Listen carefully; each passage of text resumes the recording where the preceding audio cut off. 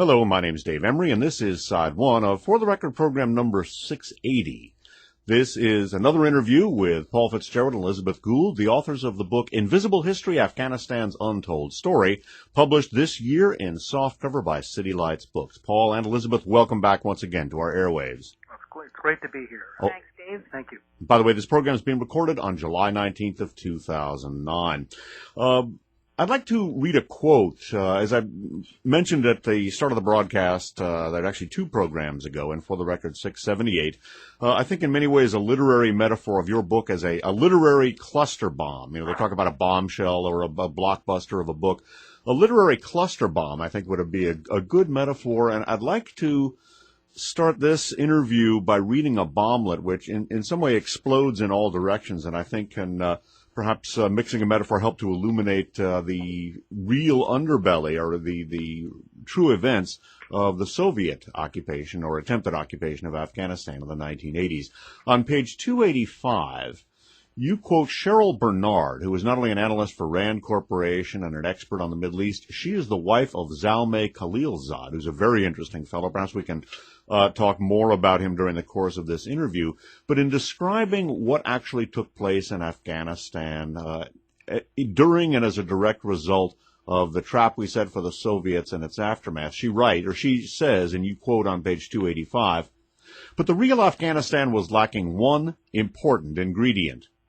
In the words of Cheryl Bernard, a Rand analyst and expert on the Middle East, who was married to Zalmay Khalilzad, quote, "In Afghanistan, we made a deliberate choice. At first, everyone thought there's no way to beat the Soviets. So what we have to do now is to throw the worst crazies against them that we can find, and there was a lot of collateral damage. We knew exactly who these people were and what their organizations were like, and we didn't care," she says, again quoting, "Then we allowed them to get rid of, just kill all the moderate leaders. The reason we don't have moderate leaders in Afghanistan today is because we let the nuts kill them all. They killed the leftists, the moderates, the middle-of-the-roaders. They were just eliminated during the 1980s and afterward," unquote. Well, in your book, you not only explain just exactly what it is that she's talking about, you flesh out the details, but you go into what led into it and what came out of it. Why don't we just briefly sum up some of the key points of our first talk and what exactly she's talking about there when she talks about setting the worst crazies in the world on them? Well, the name Al-Qaeda itself means the base, and as it was revealed by a British politician a few years back, the base was the database from which the Central Intelligence Agency and MI6, Britain's intelligence agency, drew all the so-called crazies from all over the Muslim world. These were people who in many cases were in jail for having committed all kinds of crimes, not just political crimes, but other crimes as well. They were given a plane ticket in the Kalashnikov to Peshawar, and they were off on the jihad against the Soviet Union. I think an important point that people need to understand is that when they hear the word Islamist, they tend to assume that there is a religious foundation that somehow is important to what is going on here, when in fact this is really an outright criminal activity. We're talking criminals here. And the fact that they might be Muslim is like, talking about various mobsters around the world, whether he's a Catholic or whether he's a Jew or whether he's, a Hindu. That's not the point. It's whether he is a mobster. And this is what we really need to realize about the Al-Qaeda database and what it was. In our last interview, we talked about the importation of a group of professional defense intellectuals, a group under the name Team B, this done by the elder George Bush, who presented a radically different and more alarmist picture of the former Soviet Union. We also talked about how Zbigniew Brzezinski, a longtime professional Cold Warrior and part of the Eastern European political contingent overlapping the Third Reich that's guided an awful lot of American foreign policy for the better part of the last 100 years.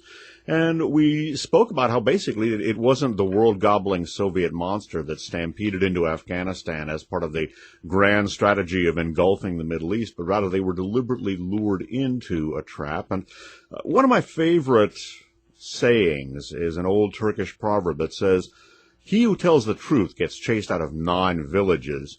And during the closing section of our last interview, you talked about basically how you were chased out of a number of different suburbs of what McLuhan referred to as the electronic village in your attempt at telling people what was really going on, including a proposed Soviet withdrawal under Mr. Andropov. Why don't we sort of, I know that's a tall glass of water for one sitting, why don't we try to resume the story at that point, the narrative of that point, and shed light on what exactly Ms. Khalilzad is talking about, what took place in Afghanistan during the 1980s when we were liberating it from Soviet oppression, unquote.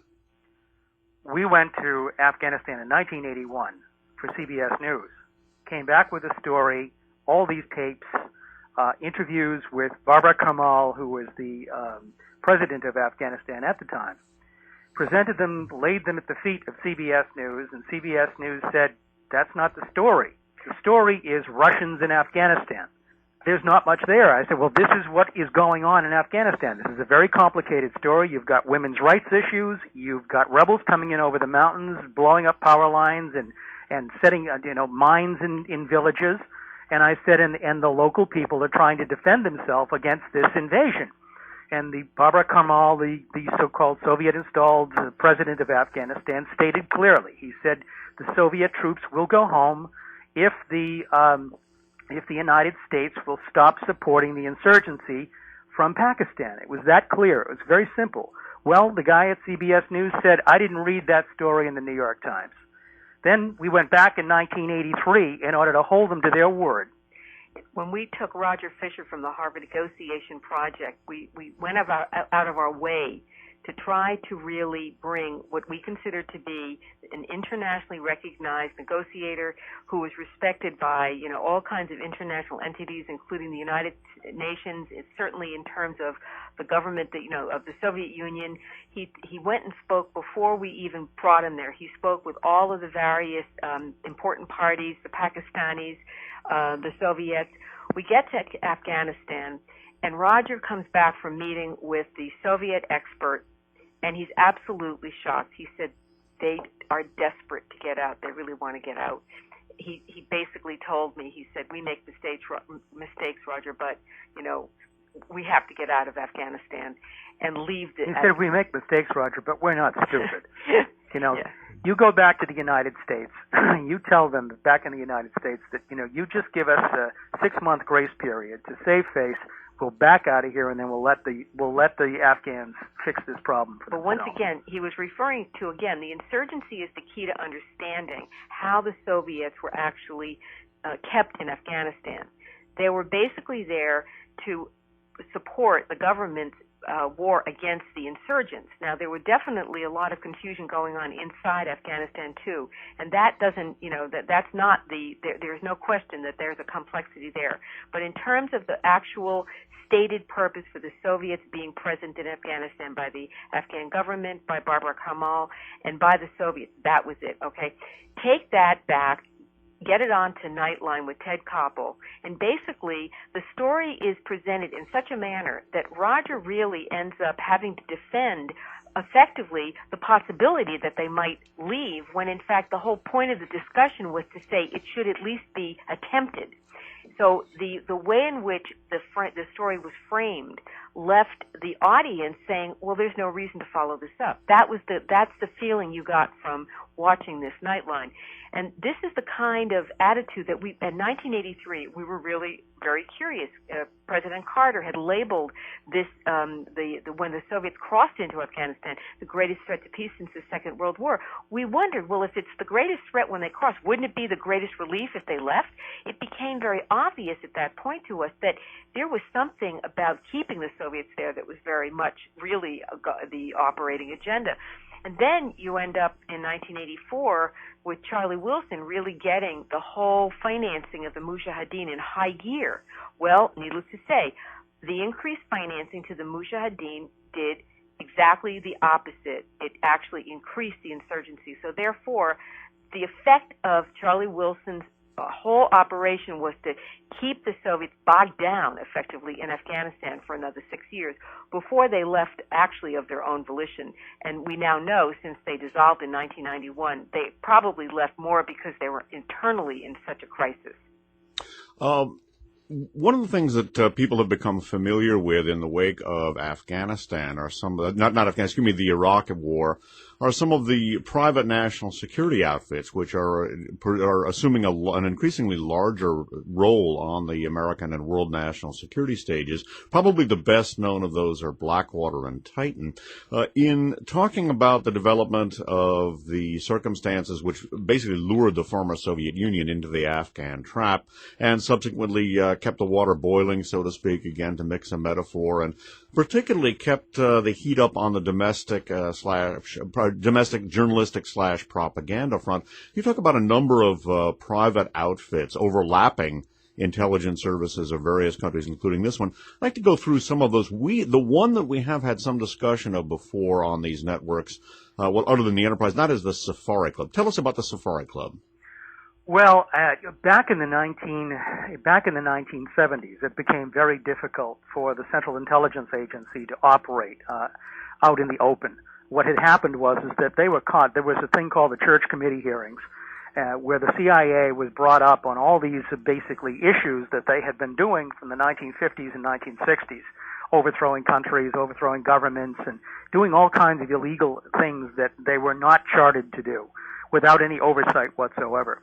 And so they got into a lot of trouble. So what happened in the mid-1970s, you had a couple of things happening. The end of the Vietnam War, which was devastating to the military-industrial complex as well as the Pentagon and the authority. And you had these Church Committee hearings, which, as far as the intelligence community and the military was concerned, were undermining the nature of what they got to do. They needed and wanted the ability to operate in secret without really much oversight whatsoever. So what started to happen is that it became so embarrassing for the U.S. government to do these things. They started outsourcing their intelligence work. And one of the ways in which they did that was this group called the Safari Club. Now, this was begun by a number of Middle East security agencies. I think probably the Saudis were probably the most instrumental in this, Saudi intelligence. And what they did was they gathered together the Egyptians and Gaddafi's people in Libya, Saddam Hussein's people in Iraq, and the remnants of the Shah of Iran, Savak, and they put them together into kind of an ad hoc group that would go off and do things that were basically advantageous to the United States, but the United States could step back and, as they say, have credible deniability. The United States could step back and say, we didn't initiate this. And the truth is that the United States may not have initiated it, but it may have been taken on as something that was just basically someone in the field said, gee, it would be great if so-and-so wasn't here any longer. And the Safari Club would organize around this sort of thing. Now, the French intelligence, Alexandre de Méranchet was one of the people involved in this, and he was the guy who came up with the idea of using the opium in Afghanistan to hook Russian troops. He's credited with that early on in the 1980s.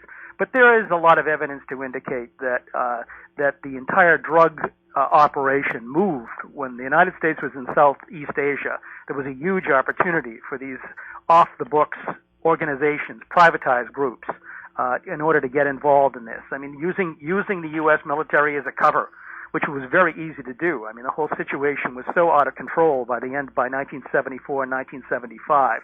That I don't think Washington had any idea in terms of what was actually happening in the field. I mean, we ended up actually getting a contact from the London Bureau of NBC. NBC News. This would have been, like 83, maybe? It was later than that. 84? It was probably like 84, 85. Okay. Yeah.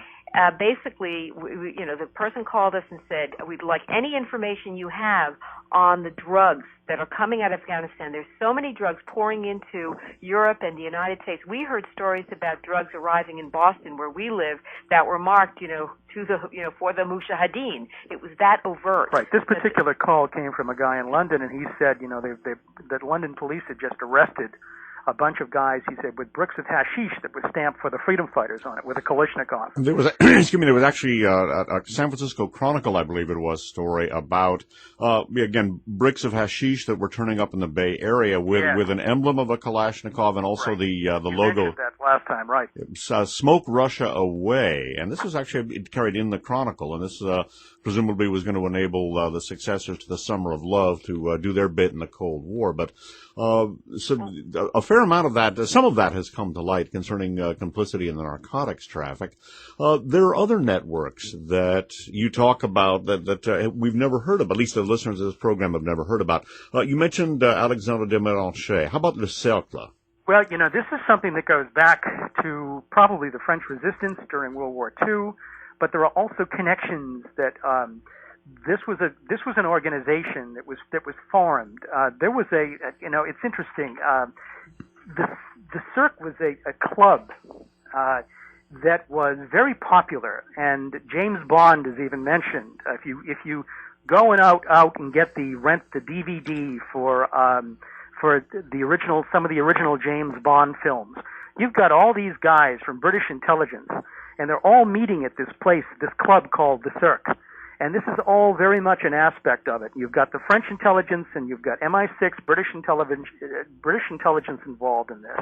And they're cooking up all of these things that really is outside and off the books, away from the American experience entirely.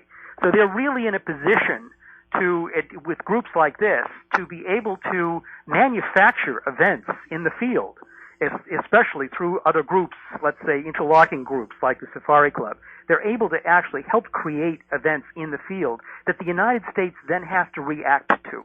And that's very much what led up to the Soviet invasion of Afghanistan. There were all kinds of things going on in Afghanistan and in Pakistan and on the Chinese border with the Chinese as an example. And what they were doing was, you had remnants of Savak, you had the Cirque, you had these individuals who were operating pretty much freewheeling throughout this area and setting up this situation by drug dealing. There's some implications that what was going on with the leader of Afghanistan, as an example, in 1977, 1978, 1979. Hafizullah Amin was very much involved with making his own way financially. I mean, if you look at, apparently, you can read the Russian documents on the Cold War History Project at Princeton, and you can read the documents that were coming out of what the Russians were saying to each other in the Kremlin about what was going on in Afghanistan, and them scratching their heads trying to figure out what was going on. Apparently, at one point, Hafizullah Amin asked one of these Soviet advisors whether he could take all the money that was in a bank account and move it to his own private bank account. I mean, it was that obvious in terms of what was going on in Afghanistan prior to the Soviet invasion. The Soviets are sitting in the Politburo, and Dropov and all of these people, Brezhnev and Kosygin, they're scratching their heads. Kosygin says at one point, he says, "This looks like a detective novel." I mean, it's absolutely amazing. The Soviets were so out to lunch in terms of what was really going on, and they were being played by MI6, by the Cirque, and by this group of the group of ad hoc agencies. Well, apparently, Amin admitted to a KGB agent that he was taking money from the CIA, but he presented it that he was playing everybody, and that was just playing along. He was confronted by the KGB at one point in 1979. And they said, "We know you're taking money from the CIA, and we know you've been seen with these people." And he goes, "Oh, I'm just playing around with them." So, I mean, this is the kind of thing that was going on during that time period. It was absolutely, it was quite bizarre. And the United States, of course, was just simply, you read Cheryl Bernard's quote. I mean, the United States basically said, look, they backed off. I mean, until the summer of 1979. Actually, it was earlier in 1979 that the United States actively began supporting these radical Islamists. When Zbigniew Brzezinski took over the Directorate of Operations at the National Security Council from from the State Department, from Cyrus Vance at that point, he really had control of the action arm of the CIA. And he could pretty much do whatever he wanted to do. It's funny because one of the things the CIA has been credited with, for instance, is working in tandem with Pakistan to create the Taliban, which a lot of people probably would be surprised to learn.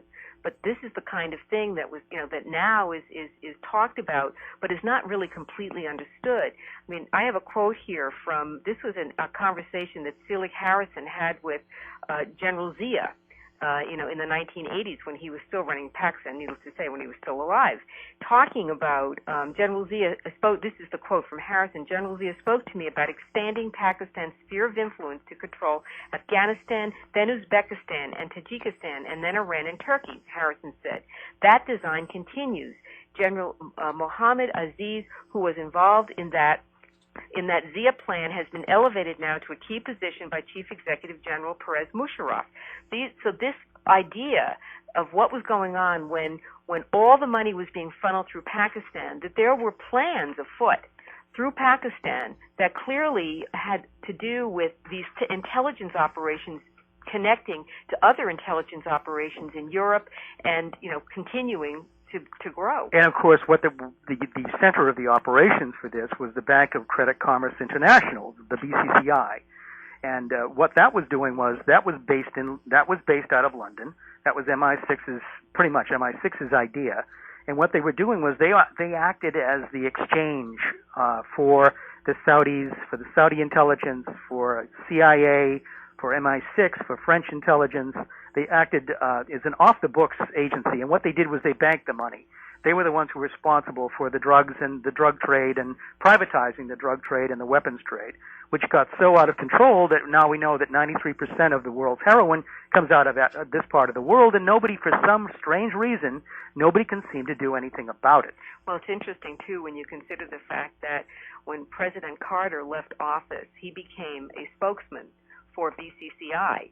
And so when you really begin to look at the lineage of Carter being the one who inaugurated this plan with Brzezinski that actually triggered the Soviets to enter Afghanistan, that then created the process that allowed the Reagan-era arms buildup that took over for the 80s to just sail through with no questions asked for the entire decade. It literally was they got anything they wanted and more. And what's interesting too about it is that a lot of the aid agencies that suddenly appeared to help the poor Afghan refugees in 1981, 1982, that grew up out of this were all part of the CIRC. They were all coordinated out of London. There were a bunch of people that were there. One more before we sort of take a look at some of the ramifications of this privatization of intelligence and foreign policy. One individual player I had not heard of before reading the book, and that is, I believe it's I-6, another derivative of British intelligence. Tell us about I-6, and then let's talk about what happens when you sort of create foreign policy and intelligence tranches, so to speak, which is kind of what they're talking about here. MI6 is the foreign intelligence operation of the British government. They're Right. our form of central intelligence. Right. As opposed to MI5, which is the FBI. That's their internal security structure. MI6 has got its fingers in a lot. You've got to look back, I suppose. You have to look back to the origins of intelligence operations. Paul, I just wanted to butt in very briefly. What I was really talking about was I-6. I think it's something like the 6th International. It was a British intelligence operative who was talking about I-6 as opposed to okay, fine. as opposed to MI6, or was it L6? Did I misread it?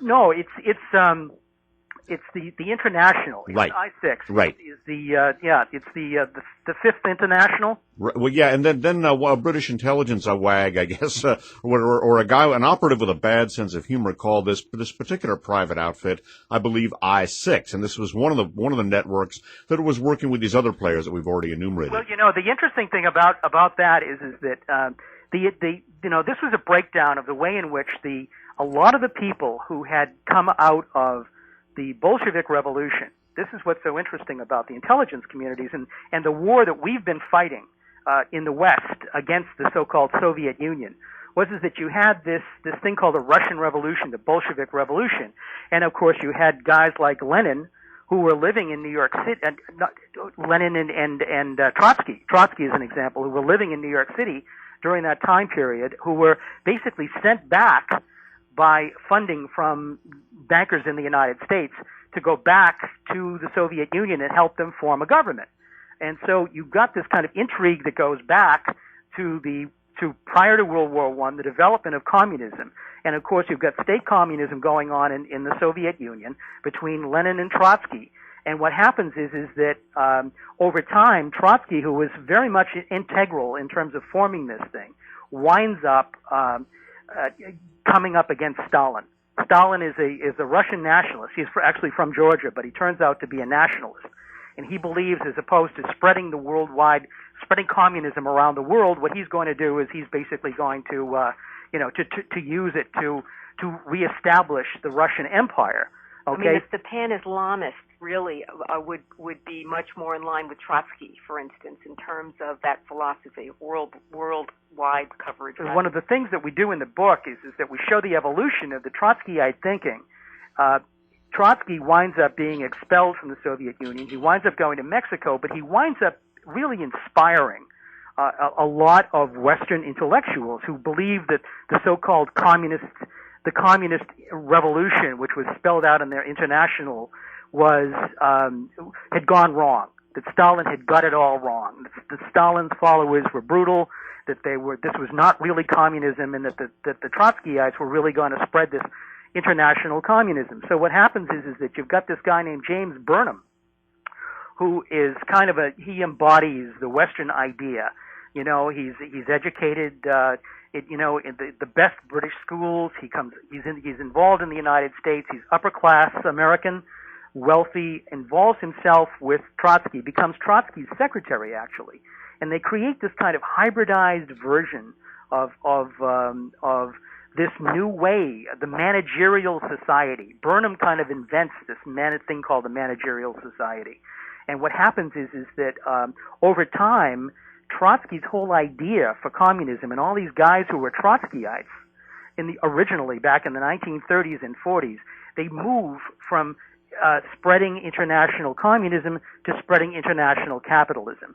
So it kind of grafts itself very oddly into this kind of Frankenstein monster of this Trotskyite version of communism into free market capitalism, and that occurs during the 1940s, 50s, and 60s. I mean, in a lot of ways, that was what the whole McCarthy era was all about.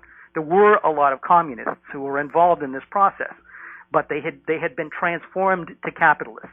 So the religion instead of communism, became world capitalism. And they were very successful at doing that. And these were the people who were behind the neoconservatives. A lot of the origins of the neoconservatives, as an example. Irving Kristol as an example, and Wallstetter. All these guys who came out of this era of the 30s and 40s ideologically transformed as they went to work for the United States government. You know, you might as well consider what was going on in the Soviet Union was more effectively state capitalism.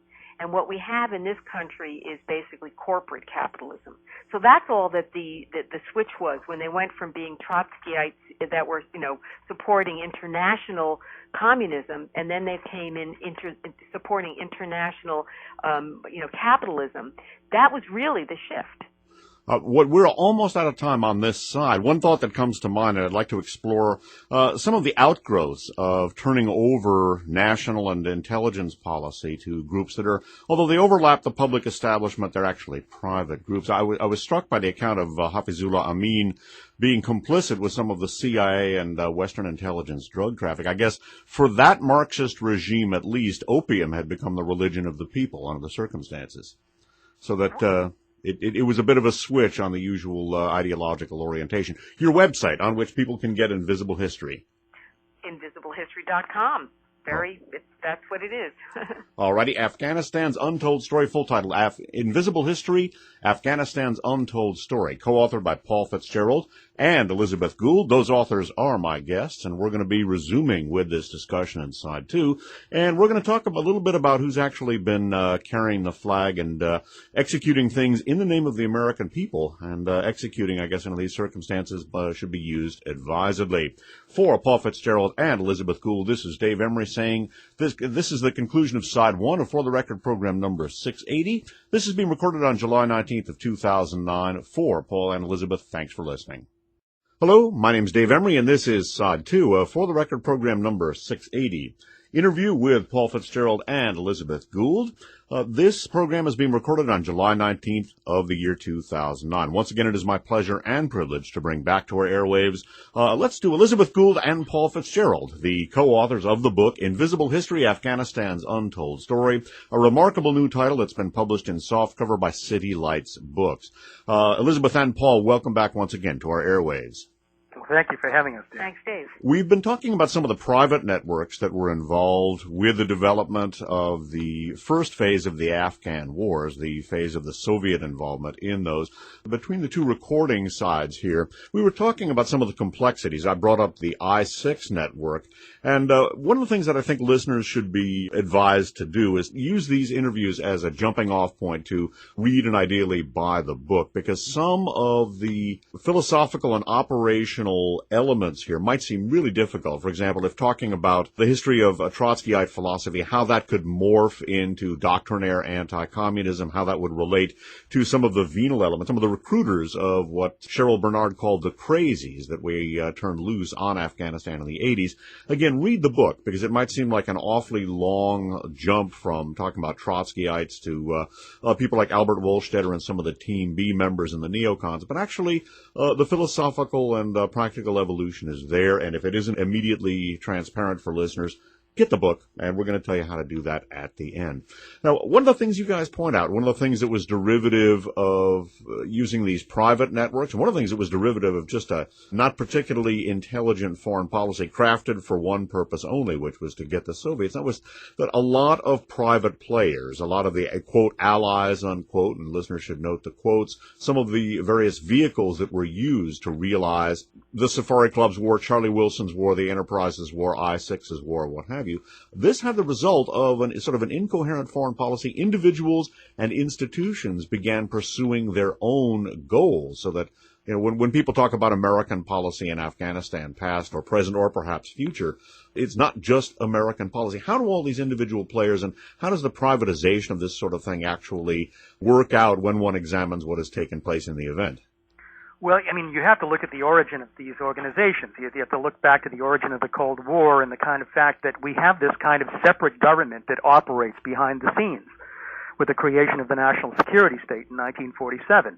And people go about their daily lives and, interact with it in ways they don't really understand. I mean, this group of people really has very little, there is very little oversight over this community. And then this was expressed by Dwight Eisenhower back in the 1950s. He said, we're embarking on this huge process. He referred to it as the military-industrial complex, but it's actually more than just military and industry. It's academia, it's the media, and as we have deindustrialized as a country, we have narrowed our focus into putting a lot of our energy, a lot of our brains, a lot of our best abilities into this thing called the military-industrial academic media union. And so as a result of that, you got bit by bit, what's happened is that it's become more and more a part of our lives that we don't know about. People. You get an effect. Yeah, you get an effect. You see the effect. You see the impact of their policies, either here at home or overseas, but you don't know who's really behind those things happening. You see, that's exactly what happened when we witnessed the effect of the Soviet invasion of Afghanistan. It wasn't so much that we were surprised that there was a response, but it was clearly a response that went way over the top when you looked at the facts on the ground. You had what was supposed to be a very, very insignificant country, the way it was presented by the American media, that was in the Soviet sphere of influence and historically has always been labeled that. This is a neighboring country where you have an uprising. There seemed to be something that was so out of alignment. But the other feeling that was the other observation that was very obvious was that you realized that you felt as if there had been a complete agenda delivered that had been discussed somewhere by someone for a very long time, and it was served up to the public. And then the media just puts it out as if, it's a new twist on what's happening, but it really is the finale of something. So that kind of clued us into this sort of sense of this other kind of I think it's called the fourth estate, the idea that there are other activities going on, and they somehow burble to the surface, and that's how we become aware of them. And when you actually butt up against it, and we did it as a story, we came up against it through our interaction with the media. We saw it at CBS, the way they were cutting the story. We saw it at ABC, the way they were cutting the story. And so you begin to realize that this process, it may have a very secretive core that we don't even know who their names are, but there are a lot of well-known people who are somehow helping this process along and are participating in it. Now, whether they're doing it with directives that actually are written out, or whether it's some kind of subliminal Well, process. we knew, for example, I mean, I have personal experience with CBS News in 1981. When we came back with those tapes, they sat with those tapes for 4 weeks trying to put a story together. And, I finally called CBS News and I said, where's the story? What are you going to do with this? They interviewed me. They had me on camera. And they said, the woman we were working with, the producer said, I wish I had never heard the term Afghanistan. I have been getting phone calls from every executive at CBS to make sure that this is crafted correctly.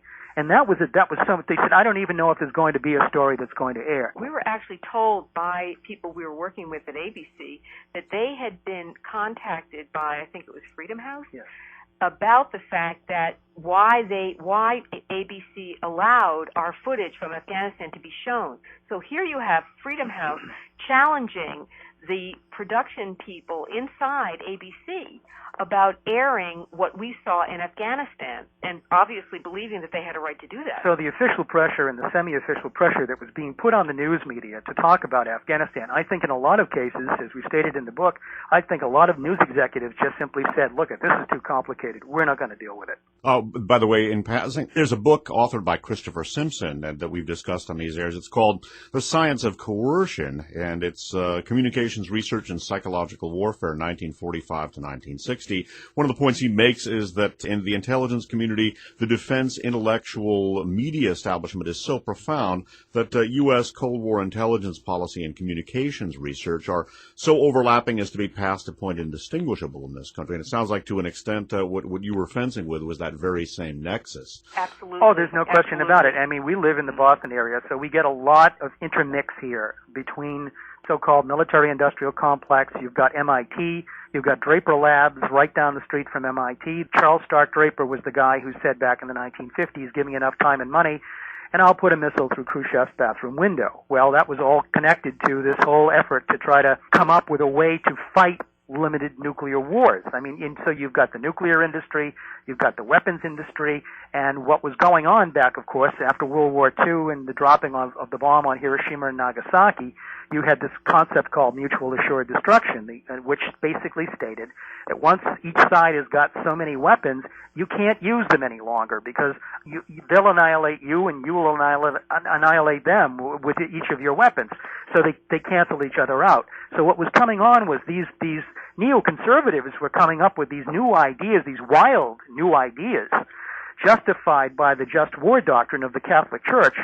And this is what we saw in 1980, that you could actually fight nuclear wars by using these nuclear weapons, these targeted weapons that you could shoot through Khrushchev's bathroom window. And of course, the weapons that we're now using, we have evolved to that. This has all occurred. It has all happened. And those are the weapons. Those are the Predator drones. We have the satellite technology. The Predator drones are flown by pilots in a base in Nevada someplace, and but the drones land at Bagram Air Base near Kabul, and they fly over the mountains of the Hindu Kush, and they basically target individuals or villages or whatnot. And this is exactly so all the objections that were raised, over the years to all of these kinds of things, regardless of what happened, Afghanistan made a lot of these things possible, and it happened covertly. Suddenly we are on the scene, evidenced of this Soviet presence in Afghanistan. The official line was that they're driving to the Persian Gulf to get our oil in the Persian Gulf, and therefore we have to do everything in our power to stop them. And that's what Charlie Wilson's war is. That's the cover story. The real story, of course, as we know, is something else entirely.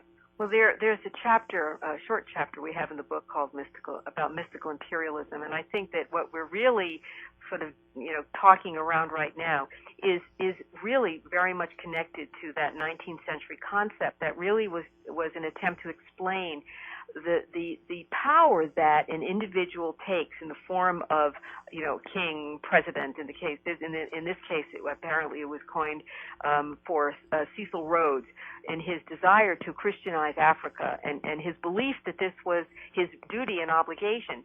And I think that we have a modern, examples of that. We felt that, in witnessing the way in which Zbigniew Brzezinski was able to orchestrate the use of the various elements that had been created by the national security state for his own personal objective, which was to specifically undermine the Soviet Union and free Poland. And he did it by basically, apparently without much, I guess, concern for the Afghan people, signing on to the idea of drawing the Soviets into Afghanistan and using the land of Afghanistan for the place to destroy the Soviet Union. Well, in my understanding, I think that would be a modern version of the practice of mystical imperialism. And it's certainly summed up. I have here a quote this is Lawrence of Arabia from the Seven Pillars of Wisdom. And I think this is a way to begin to grasp the kind of thinking that could produce this type of result. Quote, "Those who dream by night wake in the day to find that it was vanity. But the dreamer of the day are dangerous men, for they may act their dream with open eyes to make it possible." You see, it's as if, that's the end of the quote. It relates in the sense that what we're looking at today is effectively how an individual can bring what they believe is what they need to do and convince other people to go along with them. And what you discover is as you begin to reach a point, now what happened with the end of the Cold War, this is probably the most impressive modern example. Many, many people really signed on to the Cold War and the national security state because they absolutely accepted the fundamental idea the Soviet Union was an absolutely dangerous state and that there was nothing short of doing everything that we had to do to protect ourselves. Well, the Cold War ends, and a lot of people are looking around and saying, where's the peace dividend? Where's the payoff for all of the 50, 60 years of this, of this investment? And they realized, wait a minute, it's not over. It just morphed into the next generation. So this is when you realize you were caught up in someone else's dream. But for them, for the ones who were still pulling it along, now it's Muslim extremists. It's Al Qaeda. There's always going to be something. They're never going to stop. And I really think there's a lot of people inside the institution who are aware of the fact that we're on a train ride with the train's out of control. I mean, Milt Bearden said in an interview a couple of years ago. Milt Bearden is an ex-CIA guy who ran the operation during the 1980s from Pakistan. Under William Casey from 84, I believe, until 89, when the Soviets left. And he said, it's out of control.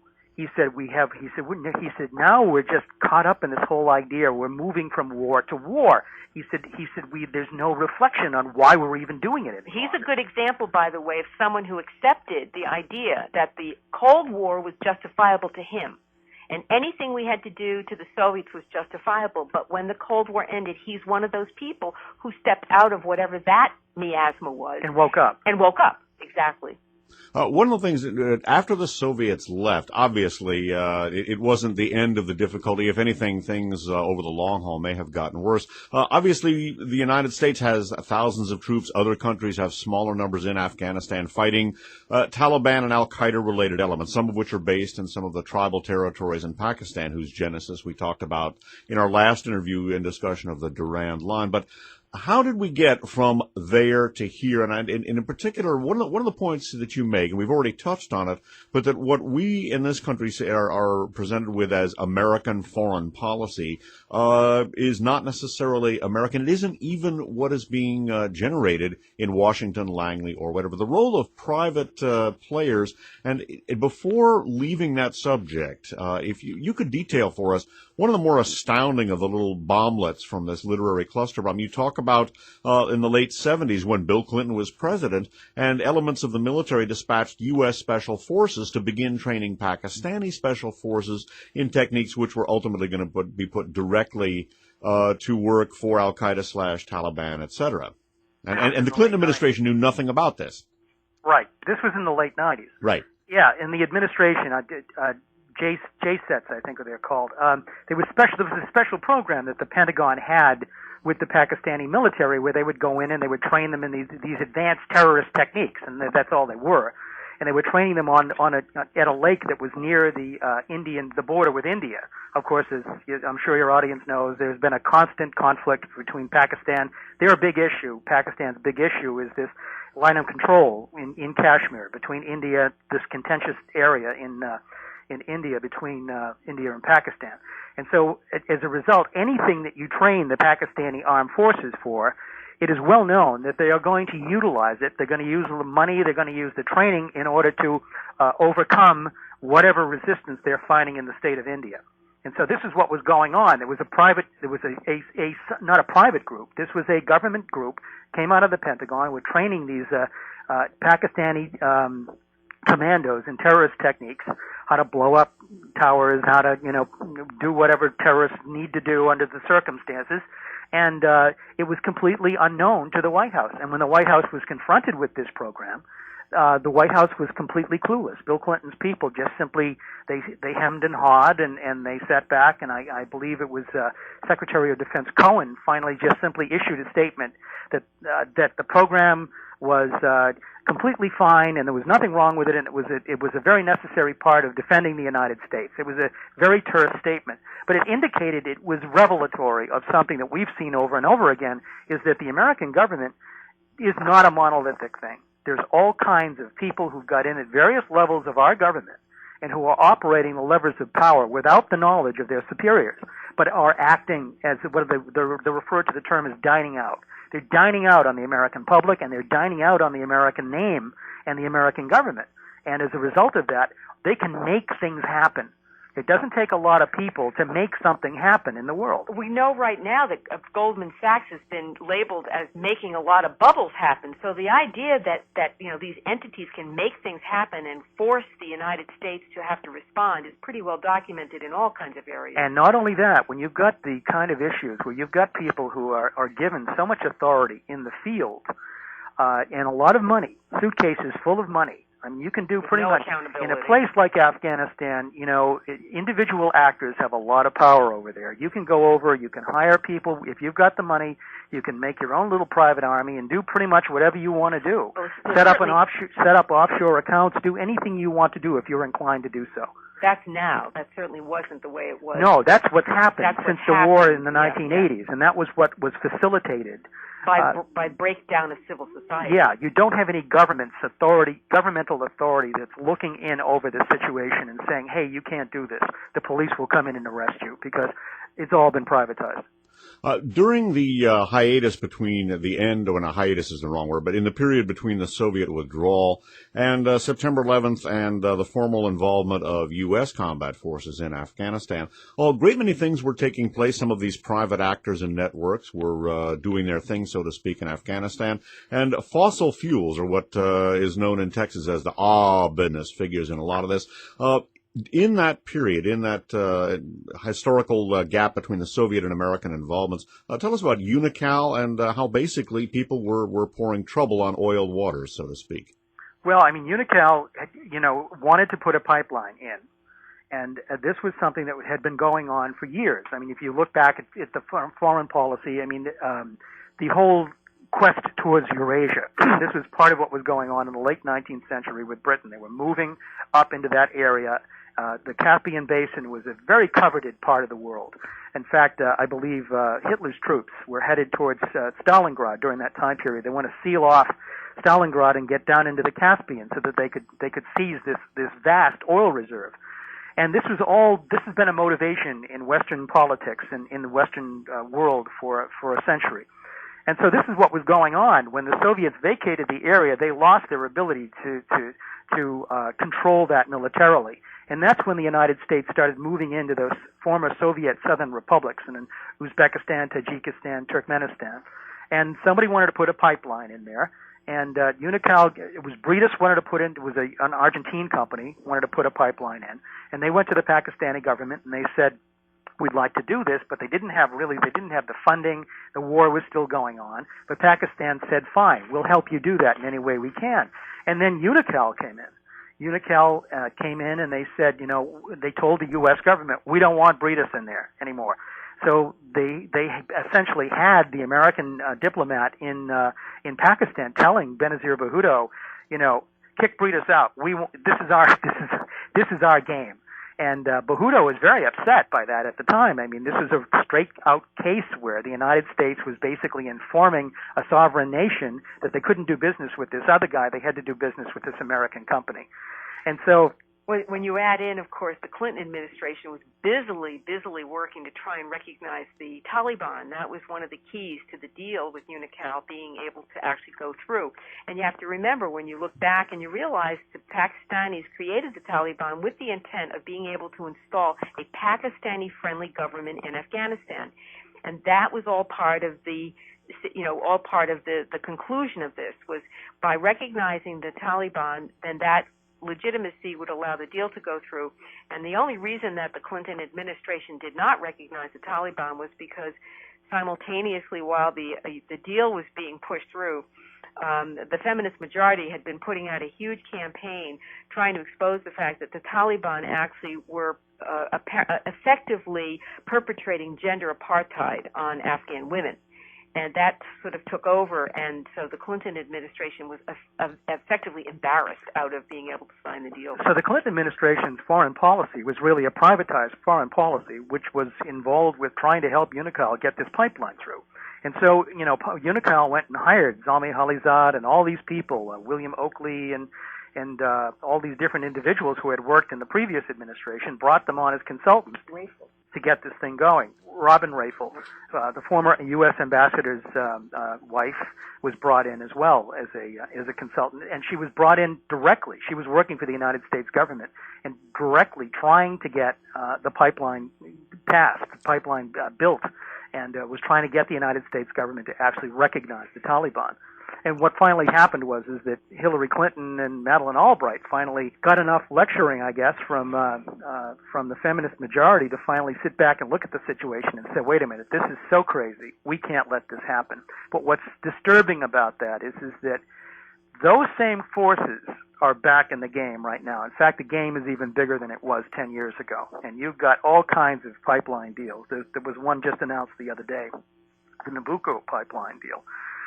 We haven't even solved our issues politically with Iran yet, but this whole Nabucco pipeline deal, which was very contentious to begin with, it's been percolating for some time. The idea is to take gas and route it anywhere but through the Soviet Union, through Russia and the former Soviet Union, anywhere outside that and back to a terminal in Austria for distribution across Europe. In other words, to cut Gazprom, to cut the Russian oil and gas giant out of the European market. And so this has been the objective from the very beginning. And apparently something came through just the other day. And it's been really very a contentious issue. People really didn't think that this could possibly be done because Iran, of course, is at odds with the United States. The whole issue of their nuclear program is upsetting a lot of people in a lot of places. And suddenly, then there's an announcement that Iran is going to be supplying all of this for the Nabucco pipeline. They're going to be the major supplier for the Nabucco pipeline, which is now being considered a coup for the United States because it locks Russia out of the energy deal for Europe. That brings us to the real issue. It really has to do with the old Cold Warriors, this sort of from the 1940s on attitude, the Cold Warriors that were embraced the national security state against the Soviet Union. Well, there's a lot of Cold Warriors and a lot of Cold War thinking that really is applying the exact same idea to Russia. So you begin to realize that the whole anti-communist thing is actually now been revealed as an anti-Russian thing. And when you look at the history in the 19th century and the whole battle that was going on between the Russian Empire and the British Empire, you see the exact same paradigm. But I think we all really have to, at least acknowledge one thing. We're talking about Russia's neighborhood. We're talking about this is where they live. And here you have the British Empire in the 19th century coming in and basically, deciding it should have more sway in Russia's neighborhood. And you sort of have that same effect now. And Brzezinski seems to be the point man once again. He's absolutely still carrying his agenda, his Russophobic agenda. And he's talking very much into Obama's ear. He's probably one of the key people who would like to see the Russians completely cut out of any kind of normalizing of relationships with the United States. This whole this world situation, of course, is now focused around this particular area. Given the fact that the United States economy there's a lot of questions about the leadership of the world economy by the United States and whether the world will continue to trade in dollars, as an example. You have the BRIC economies, the Brazil, Russia, India, and China. And recently, at one of these international meetings, Brazil and China agreed to trade with each other with their own currencies, not in American currency, not in the dollar. So these are the kinds of things that are beginning to develop. So we're really looking at we're looking at the beginning of an era, and I'm really getting the impression something's going to have to give here, so very sooner or later. The Russia has already been, NATO was not dissolved at the end of the Cold War. The Warsaw Pact was dissolved, but not NATO.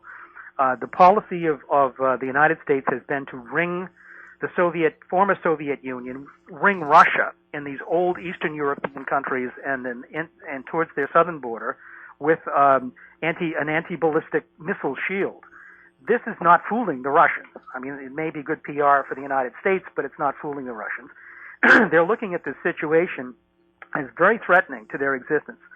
At which point, this is the question, at which point is both China and Russia going to look at the United States, the number of bases that they're building, the kind of policies that they're taking, building oil pipelines around and through their competition so that they can choke off either Russia and China? At what point are they going to say, wait a minute, you're not going to do this to us anymore? And what is going to happen when they do that? Okay, because that's what we're headed to. This is a very similar time period to where we were in 1979 in the lead up to the Soviet invasion of Afghanistan. The Soviets looked at the situation coming out of the Carter administration. They looked at Zbigniew Brzezinski and his history, and they said, we know who this guy is. We know what his intents are. There is absolutely no point in negotiating with the United States under the circumstances because we got nothing to lose by going into Afghanistan. We're in a very similar situation right now with these kinds of things. And if the United States pushes this thing too far, if in China, which holds an enormous amount of U.S. debt, the note on an enormous amount of U.S. debt, and a lot of their accounts are in dollars, if they finally look at the situation and say, wait a minute, we're paying the United States to lock up the energy supplies of South Central Asia and these pipeline routes that we're going to need for the next 100 years in the development of our economy, that's not going to work either. So the thing is that even if it's not a military issue, they don't send troops, let's say, into an area in order to seize it. It is a financial issue, and that's on the horizon. And we also really like to remind people that we are in the 21st century, but what we're really living with is 19th century British colonial sort of leftover foreign policy that was picked up by the United States. It morphed in, and again, considering the attitude towards Russia, it just morphed into the 20th century. It became the Cold War. Well, and I'd like to explore the transition from the 90s to what happened in the earlier part of this decade and how this is now playing out. We are all out of time, so we're going to have to do that in a subsequent interview. Your website, Invisible History. Tell us about it. InvisibleHistory.com, and in the book, there's a link to our publisher right on the website. All righty. And I want to stress to listeners, we've only got about 2/3 of the way through the book. We haven't even gotten up to September 11th and the U.S. major involvement there. So as they say in old-time radio, stay tuned, because this concludes Side 2 of For the Record program number 680, interview with Elizabeth Gould and Paul Fitzgerald. We've been talking with the authors of Invisible History, Afghanistan's Untold Story. This program is being recorded on July 19th of 2009. For Elizabeth and Paul, this is Dave Emory saying thanks for listening.